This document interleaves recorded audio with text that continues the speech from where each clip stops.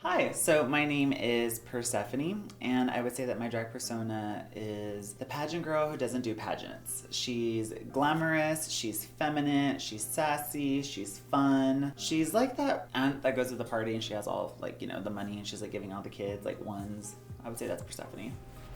Hi, my name is Aria C. Kahlo. I've been doing drag for a really long time. I started in 2003. So I've met a whole lot of people, had a whole lot of inspirations throughout the years. I'm an MC, so I host shows, but I also love to perform different types of music, from pop music to hip hop to Spanish music. So there's all sorts of things that go into making Aria. My name is Ian Syder-Blake.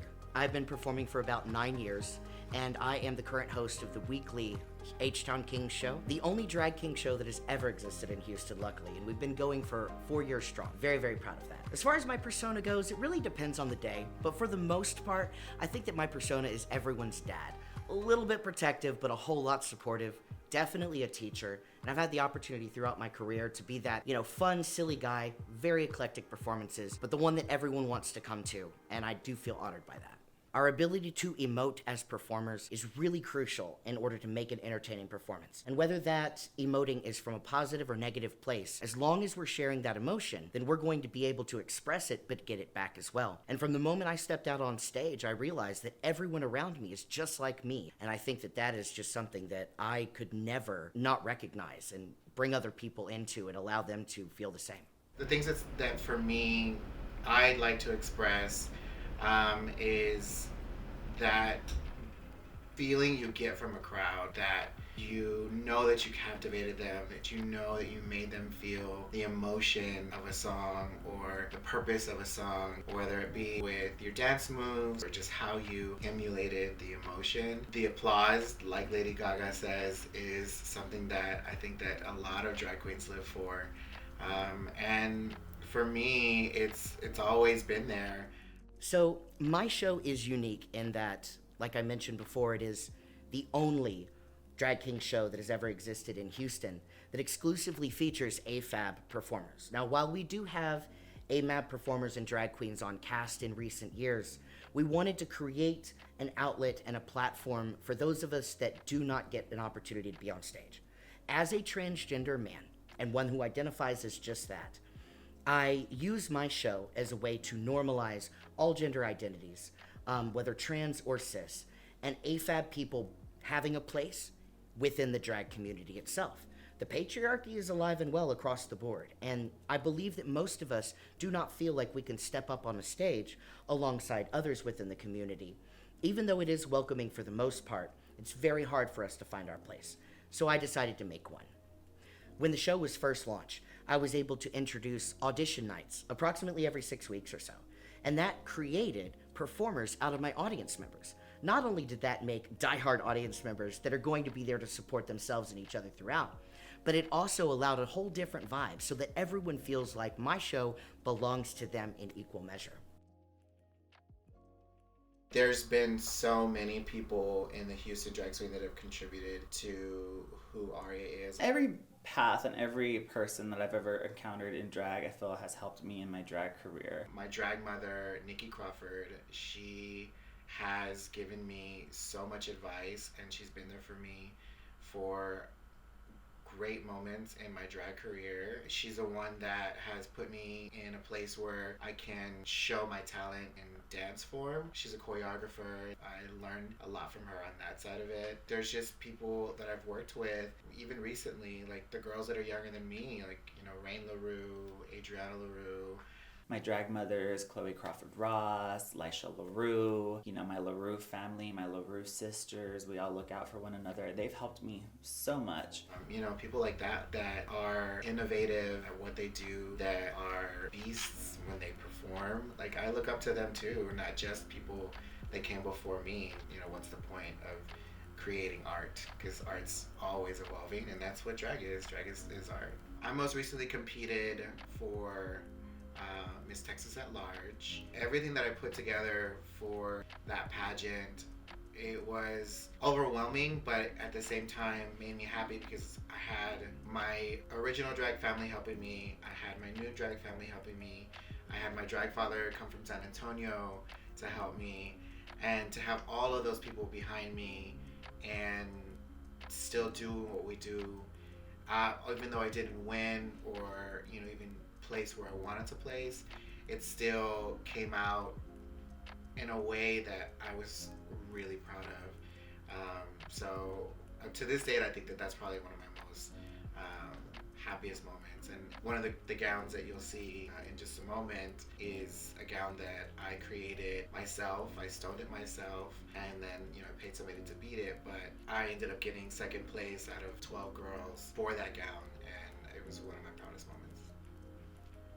I sew probably about 95% of what I wear. I do have one of my good friends, Elisha LaRue, that helps me out a lot on different things. We've teamed up a lot on a lot of my garments. But for the most part, yeah, I mean, most of what I wear, I make it. I learned how to style wigs too. I learned how to do my own makeup. I learned how to do mixes. So learning how to do different things, whether it be sewing or styling hair, whatever the case may be, it only helps you, because if you can do all these things, then you can use whatever money you were going to use to pay somebody else to do it for other stuff. Because drag's expensive. Paying people to do everything for you gets really expensive really quickly. So that's why I learned how to do everything, because I wanted to keep my money.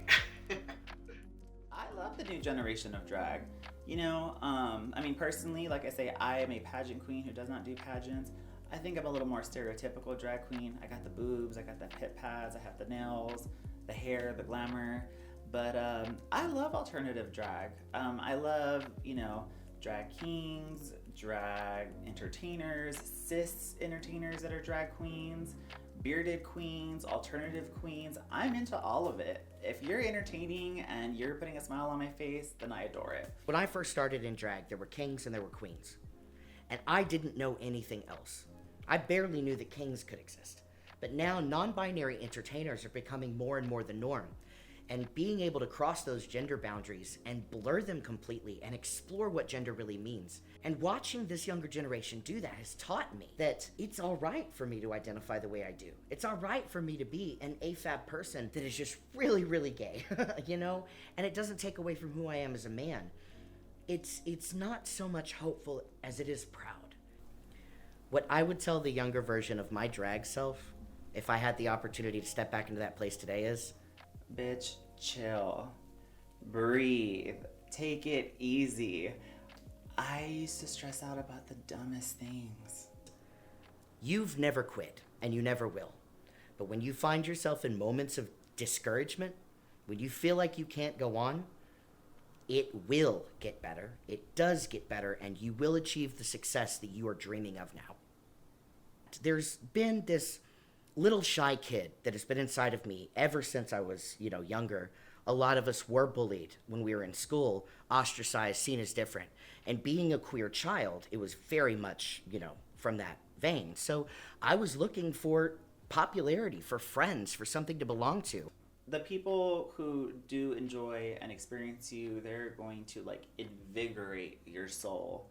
They're going to charge you and fire you up, and just surround yourself with good people. My very first performance was at Hamburger Mary's. It was a turnabout show. A turnabout show is a show for employees who've never done drag before. And so there was a competition, there was a $300 prize, and naturally I'm very competitive.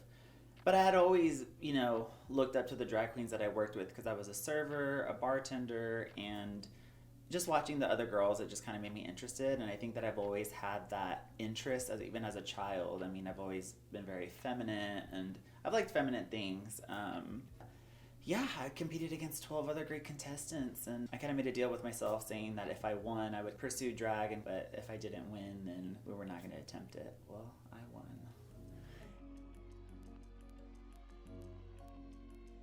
Just tell us a little bit more about how you first got into drag, your first performance, things like that. You know, it is kind of a long story, but I'll keep it a little bit shorter for you. My ex called me up one day, and we remained friends throughout the years. Said, I started doing this thing. I'm a drag king now. You should come out and see my show. I'm like, why not? Absolutely. So I grabbed my girlfriend at the time, and we went out to Meteor on a Thursday for So You Think You Can Drag, which is an open call show. Anybody can show up, bring your music, and get on stage. Watch the performance, which was a performance for sure.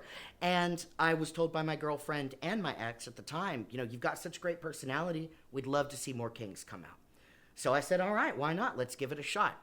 About a month later, I stepped out on stage and performed Hunter Hayes' Storm Warning because I was told that it was going to be a country night.